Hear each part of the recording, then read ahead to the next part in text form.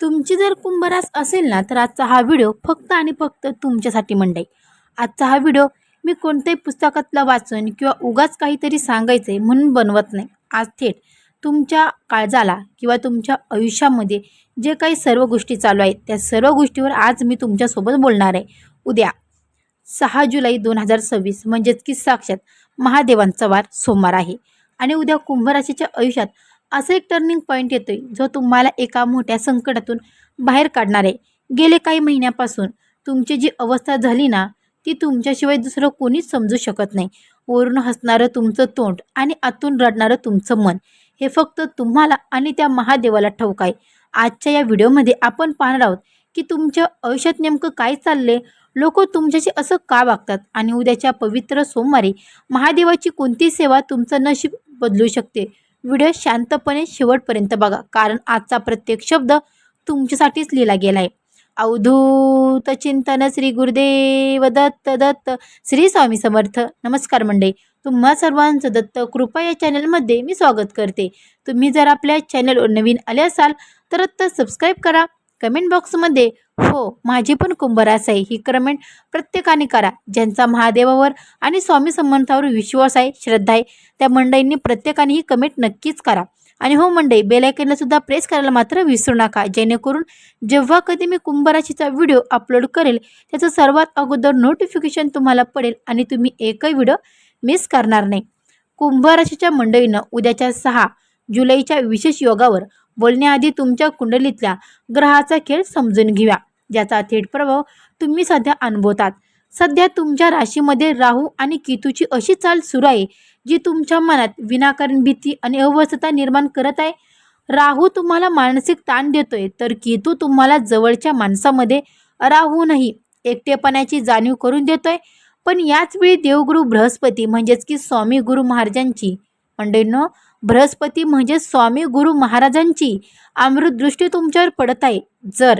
मंडळींनो, जरी तुमचा मुख्य स्वामी शनिदेव सध्या तुमच्या कडक परीक्षा घेत असला तरी गुरुमाऊली उद्या तुम्हाला त्या कष्टाचं फळ मिळवून देण्यासाठी ढाल बनून उभी राहणार आहे. उद्या सोमवारी महादेवाच्या शरण गेल्यामुळे राहू केतूचे दोष आणि शनीचा त्रास एका क्षणात शांत होणार आहे. आता सांगा कुंभराशीच्या मंडळींनो, तुम्ही सध्या काय अनुभवतात मला कमेंट करून सांगा. मी जे बोलते, जे मी काही सांगणार आहे ते खरं आहे की नाही नक्की पहा. कुंभराशीच्या लोकांसारखं मन कोणाचं नसतं, म्हणजेच की कुंभराशीच्या लोकांसारखं मोठं मन हे कोणाचं नसतं. तुम्ही लोकांच्या सुखदुःखात रात्रीच्या 12 वाजता धावून जाता. कोणाला पैशाची नड असो व नात्यातली अडचण असो, तुम्ही स्वतःचे खिसे रिकामी करून मदत करता. पण वेळ निघून गेल्यावर तीच माणसं तुम्हाला ओळखतसुद्धा नाहीत, उलट तुमच्याच चुका काढतात. हो ना, सगळ्यांचं करून शेवटी अपमानच वाईट ठरतो.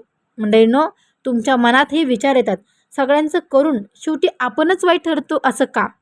ही खंत आज तुमच्या मनात घर करून बसली, बरोबर ना मंडळींनो? आजूबाजूला किती गर्दी असली, कुटुंब असलं, मित्र असले तरी कुंभराशीच्या व्यक्तीला आतून प्रचंड एकटं वाटते.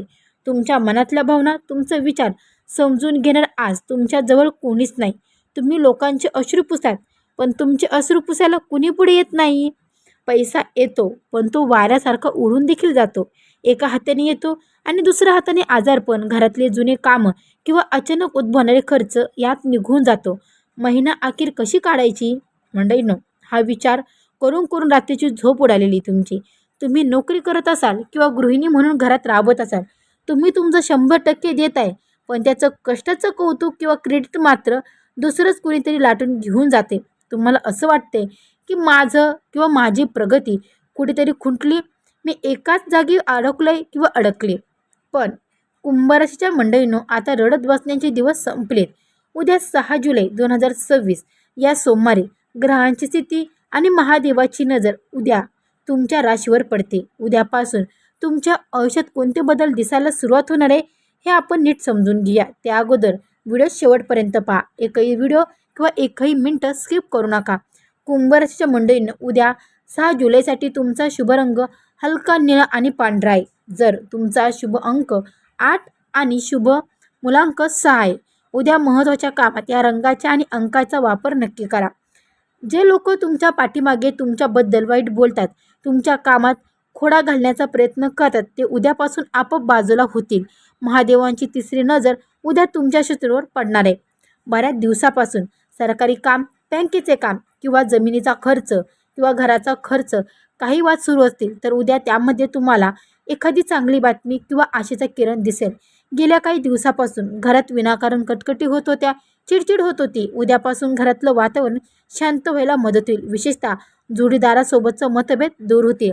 जे लोक जे लोक स्वतःचा छोटा मोठा व्यवसाय करतात, जसं की कपड्याचा, किराणा किंवा अगदी घरगुती महिलांचा गृहउद्योग, त्यांना उद्या एखादा मोठा ग्राहक किंवा जुनी येणी असलेली रक्कम परत मिळू शकते.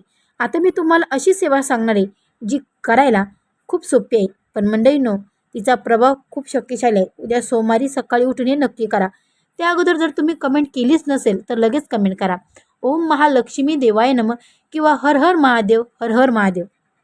उद्या सकाळी लवकर उठून आंघोळ करा तांब्याच्या तांब्यात.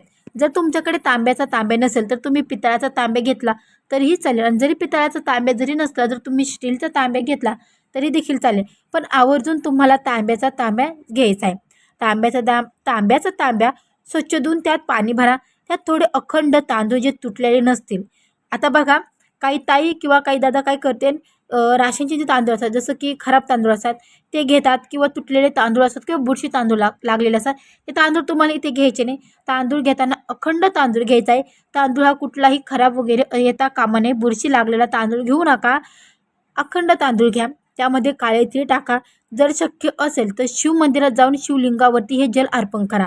जल अर्पण करताना महादेवाला सांगा, हे देवा, माझ्या आयुष्यातले हे दारिद्र्य, हा मानसिक ताण आता तूच दूर कर. मंडळींनो, माझ्या ताई आणि दादांना घराच्या जबाबदाऱ्यामुळे मंदिरात जाऊ शकत नाही.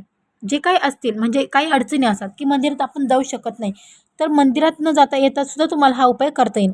आता जो वरचा उपाय सांगितला मी तुम्हाला आधी, तर तो तुम्ही मंदिरात जाऊन जरी केला तरीही चालेल. आणि जर तुम्हाला मंदिरात जाता आलंच नाही तर तुम्ही घरी राहून देखील हा उपाय करू शकता. तर पहा, तुम्हाला मंदिरात शक्य झालंच नाही, त्यांनी अजिबात वाईट वाटून घेऊ नका. उद्या घरातील देवापुढे गाईच्या तुपाचा दिवा लावा. देवाला एखादं पांढरं फूल किंवा पांढऱ्या पेढा अर्पण करा आणि शांत चित्तेने बसून 3 वेळा शिवलीला अमृतच्या 11व्या अध्यायाचं वाचन करा किंवा मोबाईलवर ऐका. शनिदेवाचा प्रभाव कमी करण्यासाठी कुंभ राशीच्या मंडळींनो, कुंभ ही शनीची रास असल्यामुळे उद्या संध्याकाळी मारुतीच्या मंदिरात जाऊन किंवा घरातच हनुमान चालिसाचं पाठ करा. यामुळे तुमच्या कामात येणारे अडथळे तात्काळ दूर होतील. कुंभ राशीच्या मंडळींनो, जसं उपाय महत्त्वाचे आहेत ना, तसंच उद्याच्या दिवशी कोणकोणत्या गोष्टी टाळायच्या आहेत ना, हे देखील समजून घ्या. ही चूक अजिबात करू नका. पहिली चूक, उद्या 6 जुलैला तुमच्या गोड स्वभावाचा फायदा घेऊन कोणीतरी तुम्हाला आर्थिक गंडा घालू शकतं. उद्या कोणालाही पैसे उसने देऊ नका आणि कोणाच्याही सांगण्यावरून मोठी गुंतवणुकीचे निर्णय घेऊ नका. उद्याच्या दिवशी तुमची जीभ खूप सात्विक असणार आहे. तुम्ही तोंडातून जे काढलं ते खरं होऊ शकतं, म्हणून उद्या चुकूनही नकर्मक बोलू नका. किती त्रास झाला तरी सांगा, माझा महादेव, माझा कुलदैवत, माझी कुलदैवत माझ्यासोबत आहे, माझं चांगलंच होणार. हेच वाक्य तुमच्या तोंडात असलं पाहिजे. उद्या सोमवारी घरात अन्न वाया जाणार नाही याची काळजी घ्या. गरिबाला किंवा मुक्या प्राण्यांना अन्न द्या. बघा तुमची अन्नाची आणि पैशाची बरकता कशी वाढते. तर कुंभ राशीच्या मंडळीनं, परिस्थिती आज किती कठीण असली तरी लक्षात ठेवा, अंधार जितका दाट असतो पहाट तितकीच जवळ असते. महादेवावर आणि स्वतःच्या कष्टावर विश्वास ठेवा. उद्याचा सोमवार तुमच्या आयुष्यात सुखाचे दिवस घेऊन यावं, हीच मी महादेवाच्या चरणी प्रार्थना करते. तुम्हाला काय वाटते, आज मी जे मुद्दे सांगितले ते तुमच्या आयुष्याशी जुळतात का? तुमची परिस्थिती अशीच आहे का? मला कमेंट करून नक्की सांगा. तुमच्या प्रत्येक कमेंटला मला खूप बळ मिळतं. कमेंट बॉक्समध्ये हर हर महादेव लिहायला विसरू नका. हा व्हिडिओ जर तुमच्या मनाला भिडला असेल तर व्हिडिओला एक लाईक, आपल्या या घरच्या चॅनलला म्हणजेच की दत्तकृपा चॅनलला सबस्क्राईब करायला मात्र विसरू नका, कारण तुमचे हेच प्रेम मला पुढे जाण्याची प्रेरणा देतात.